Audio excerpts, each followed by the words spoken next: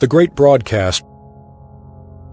For more than half a century, we have been listening. With giant radio telescopes, ears the size of valleys, we have pressed our instruments to the chest of the cosmos, listening for a heartbeat, a signal, a whisper. We are searching for any sign that we are not alone. This is the SETI project, the search for extraterrestrial intelligence. And so far, the only thing we have heard is a profound, deafening cosmic silence. The great silence of the universe. But before we look to the stars, perhaps we should look to our own planet.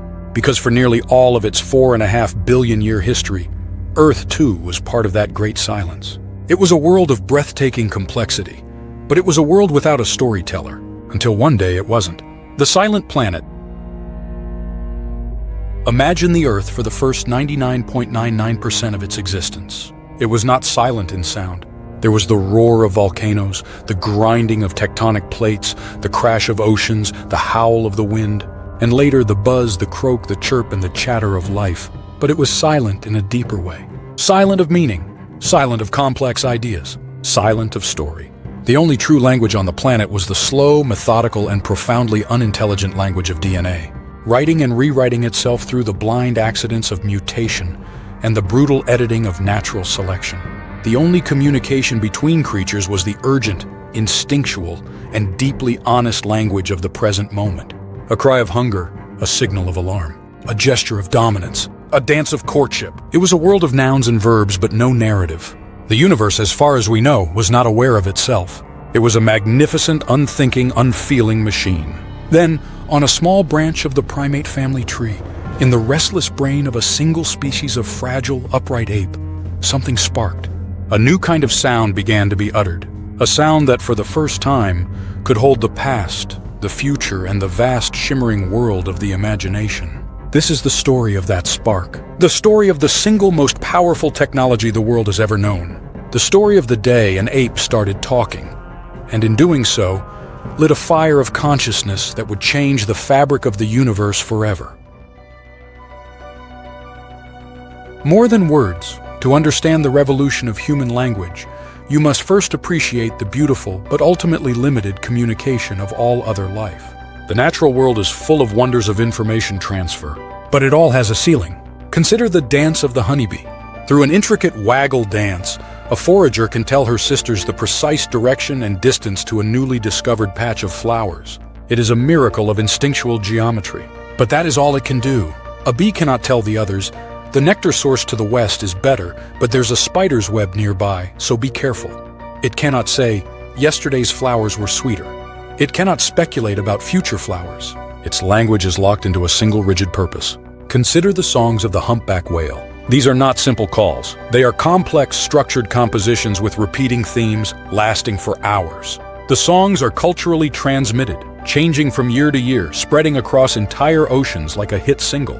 They are hauntingly beautiful. But for all their complexity, they are songs about the here and now, about location, identity, and the desire to mate.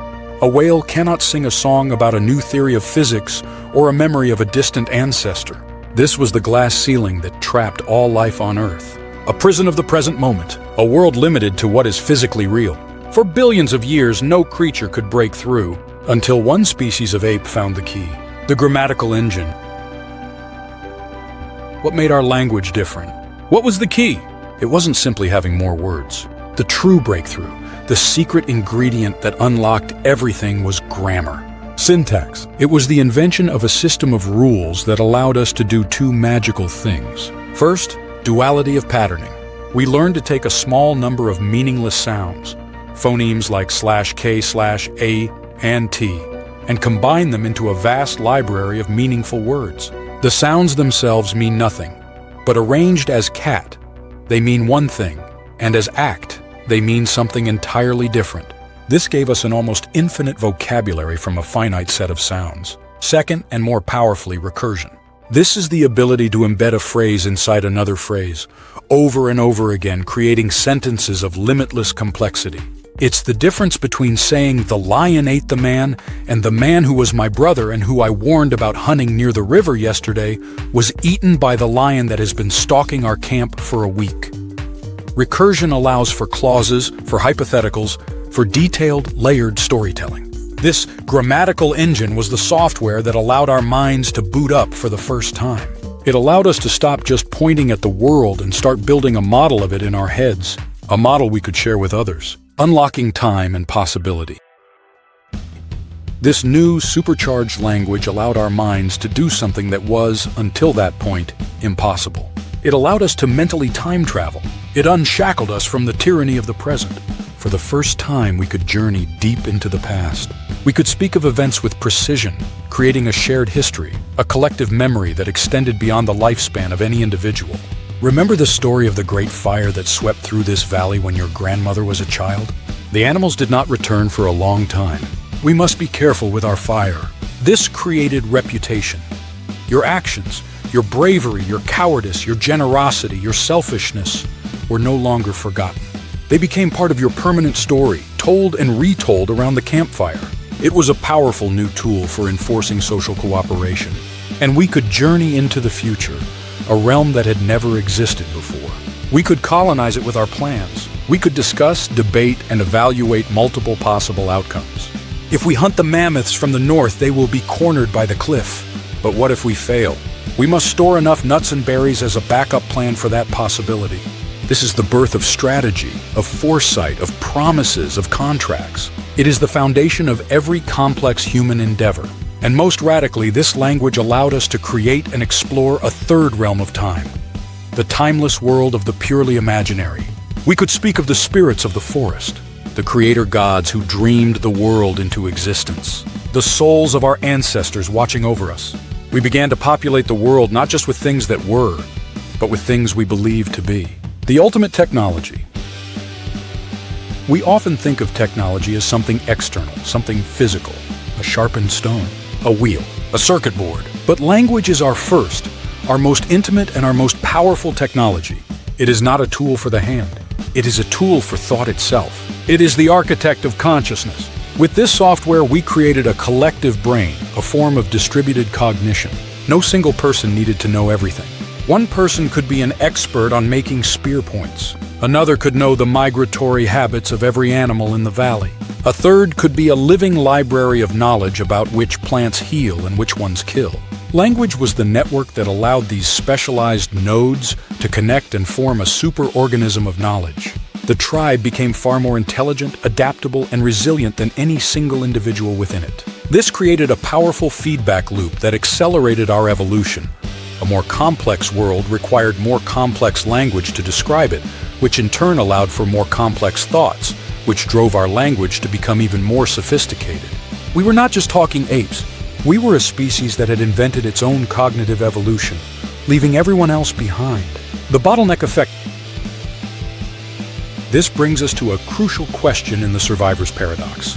If this technology was so powerful, why did it only fully emerge in us?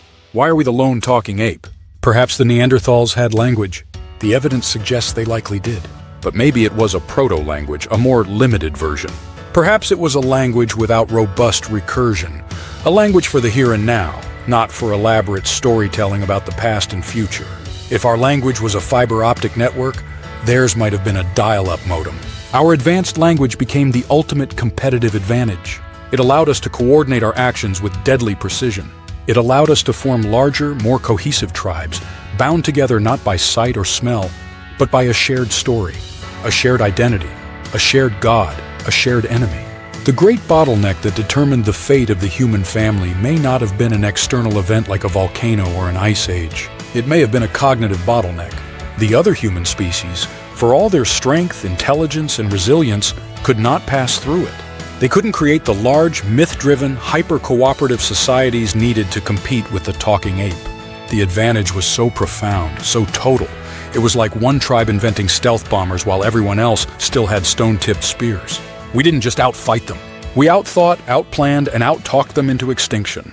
The universe awakes. Let us return to the cosmic scale, to the great silence.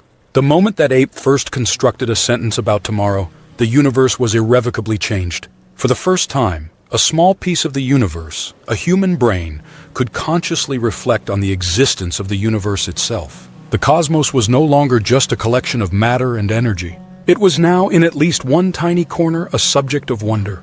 We could look at the stars and not just see points of light, but ask, what are they? How far are they? Are we alone? The stories we told in our minds began to physically rewrite the planet. The first story about a spirit ancestor eventually leads down a long road to organized religion and theology. The first attempt to plan a hunt eventually leads to the scientific method.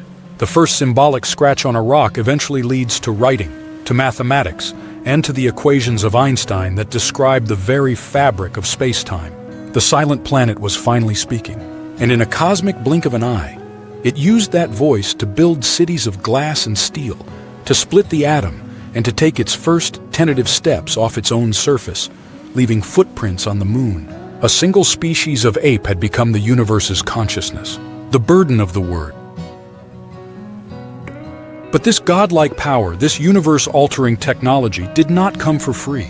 It came with a terrible, crushing burden.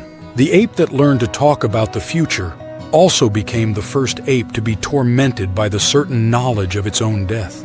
It created existential dread. The ape that learned to tell stories also learned to lie, to deceive, to manipulate with a skill no other creature could match. It created propaganda, betrayal, and false promises. The ape that learned to create a mythical us also perfected the art of creating a dehumanized them. It gave birth to racism, to holy wars, to ideologies that could justify any atrocity. Language gave us the power to build cathedrals, to write poetry, to express unconditional love. It also gave us the power to spread hatred, to rationalize torture, and to drive ourselves to despair with words alone. The ultimate paradox is this: our greatest gift is also the source of our deepest suffering. For 13.8 billion years, the universe was silent.